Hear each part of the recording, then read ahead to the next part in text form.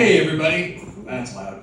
There's a few of us, so it won't be as upsetting to most of you, but I am one of those California transplants.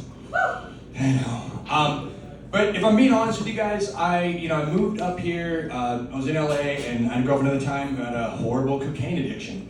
And so I was like, I'm gonna get out of here. I just kind of left the city. And I'm a skinny, tall guy with glasses, so of course if I have a problem, I just have to research it. And I got online and I looked it up, and British scientists have concluded that cocaine addiction, the way it reacts in your brain is the same as when you're in love or when you're orgasming. And that's when I knew I had to leave because, cocaine's never too drunk to fuck. Cocaine never leaves the toilet seat up. I had no chance against cocaine, so I was like, I gotta get out of here. And then coming up here now and being single and trying to check things out in the scene, I'm in my 40s now, and when you get towards your 40s, at the beginning of your 20s, I feel that dating is a lot like opening a pickle jar. You get home from the grocery store and you open it, it's just filled with the best, beautiful pickles. You're like, I'll have this one, I'll have it on the sandwich, it's gonna be great. Dating in your 40s is like getting up at 3 in the morning and opening the fridge and there's nothing but that pickle jar and there's 3 weird pickles in it. One of them is white now, one of them's all stem, one of them somebody took a bite out of and put back. And I'm not judging the pickles, I'm kosher myself. My dad's side of the family, I'm half white and half black, but on my dad's side of the family is also Jewish.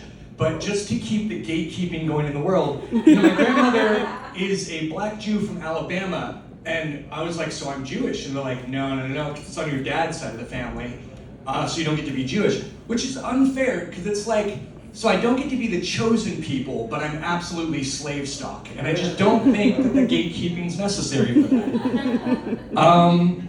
But just struggling along with this dating thing too, as I said, I'm 42, so I'm on the cusp of being a millennial. I'm old enough that I've fallen out of trees, and I know what a rotary phone is. And I've pursued, women kind of in their 30s, and I'm not judging. Well, no, I'm judging. A lot of these millennial girls want you to call them, or they want to call you daddy.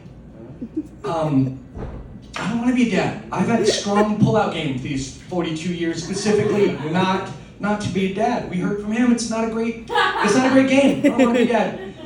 But I'm an open-minded guy. Portland's kind of a kink-friendly city. I'll role play. So, last weekend, I was like, all right, I'll do what a dad does. So I call her and I'm like, hey baby, are you hungry? She's like, yes, daddy.